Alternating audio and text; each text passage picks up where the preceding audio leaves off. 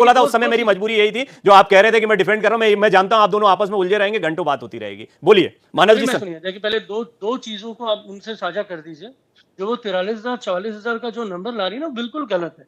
3,11,000 लगभग केसेस हमारे fast track में रजिस्टर्ड हुए थे। 3 लाख के ऊपर लोगों को न्याय मिला है। 7,000 अभी हमारी पेंडिंग है। 88 फास्ट ट्रैक कोर्ट बंगाल में चल रहे हैं, जिसमें से 52 कोर्ट्स ऐसे हैं जो महिलाओं के लिए और पोस्को केसेस बच्चों के ऊपर उत्पीड़न हो उसके लिए है। और ये हम कर रहे हैं, हमको दूसरे को सिखाने की ये आवश्यकता तो नहीं है। आपने कहा ना, ये बात तो आपकी आ चुकी है, इसी चर्चा में आ चुकी है, ये आंकड़े आपने रख दिए, पहले ही रख दिए।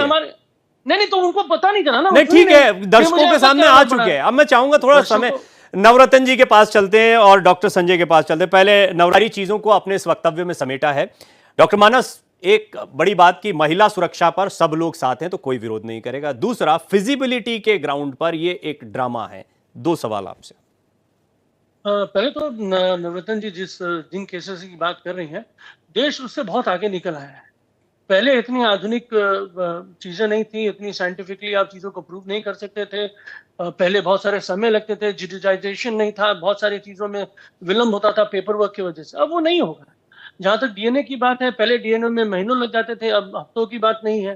डेफिनेटली एक टेक्नोलॉजी हम लोग काफी आगे बढ़ा चुके हैं, जो हमारी अपनी उपलब्धि है। लेकिन सबसे बड़ी बात क्या है कि जब फास्ट ट्रैक की बात होती है तो फास्ट ट्रैक केसेस में हमने तो ये सिद्ध करके दिखाया है। 3,11,000 केसेस जब से हमारे फास्ट ट्रैक कोर्ट्स बने हैं, उसके दौरान 3,11,000 केसेस में हमने 3 लाख केसेस में न्याय दिलवाया है। यही तो हम चाहते हैं। आप देश का अगर सर हम जम करके इतना आगे चले जाते हैं कि हमारी तकनीक बहुत अच्छी है, पर हमारी तकनीक का ये स्तर भी समझिए कि पुलिस ने वहां पर इतने लोगों का आ जाना, वहां इतने सारा एविडेंस के साथ छेड़छाड़ हो जाना, वहां पर जांच की प्रक्रिया में बाधा होना, और उसके बाद फिर हम तकनीक की बात करें, फास्ट ट्रैक की बात करें। पहले तो हमें जो लूप होल्स हैं बहुत बेसिक लेवल पर, उन पर काम करना है। नए कानून तो हम ला रहे हैं, पुरानी व्यवस्था का हम क्या करेंगे? पहली बात, पुरानी व्यवस्था जो है वो पुरानी हो चुकी है। तभी नई व्यवस्था की जरूरत पड़ी है ना। जब हम नया कदम उठा रहे हैं तो हम निश्चित रूप से बहुत सारी चीजों का चयन करेंगे, बहुत सारी चीजों में संशोधन होगा। और जहां तक आप बार बार एक पुलिस को कटघरे में लाने की कोशिश कर रहे हैं, तो भाई सीबीआई भी तो कर रही है।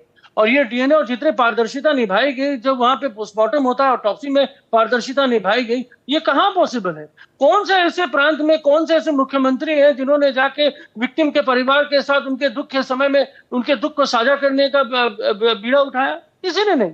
ये एक ड्यूटी है। ममता बनर्जी एक नेत्री और एक नेता, ये मुख्यमंत्री नहीं है। वो जो देश की बेटी है, वो बंगाल की बेटी है, उन्होंने एक बेटी की व्यथा को समझा, एक माँ की व्यथा को समझा, तो वो जाके उनके साथ खड़ी हुई है। और यही हमारा तरीका है। हम तो सेवा करने के लिए प्रतिबद्ध हैं और पुलिस ने अपना काम किया। अगर कुछ भी मिल रहा है, अगर कहीं से भी डीएनए फॉरेंसिक कहीं पे भी कुछ जांच हो रही है, कोई भी उनको डिजिटल फुटप्रिंट चलकर उनको मिल रहा है, तो भी और लोगों को पकड़े ना सीबीआई। तो सीबीआई को क्यों लाया जाता है? सीबीआई तो वही स्पेशल केसेस में आती है, जहां रेयर और रेयरेस्ट केसेस होते हैं। अगर ये रेयर और रेयरेस्ट केसेस है तो why CBI is quiet? CBI मौन क्यों है? सीबीआई को तो कुछ बोलना चाहिए, कुछ बताना चाहिए, प्रेस में कॉन्फ्रेंस करनी चाहिए, बताना चाहिए। नहीं, संजय रॉय के अलावा और भी लोग ये लास्ट में ना ये सुप्रीम कोर्ट बोल रहा है ना सीबीआई बोल रही है।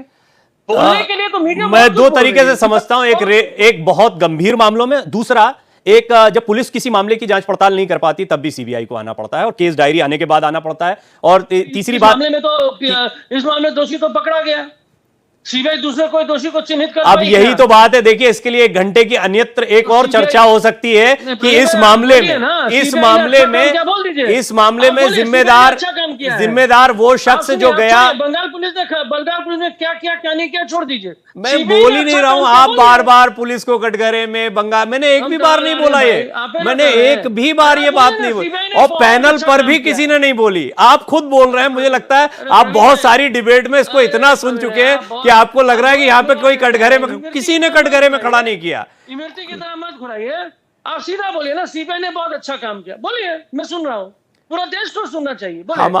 हमारी के केस में, हमारी बेटी के मर्डर एंड रेप केस में बहुत उपलब्धि हासिल करी, बहुत अच्छा काम किया, बोल दीजिए।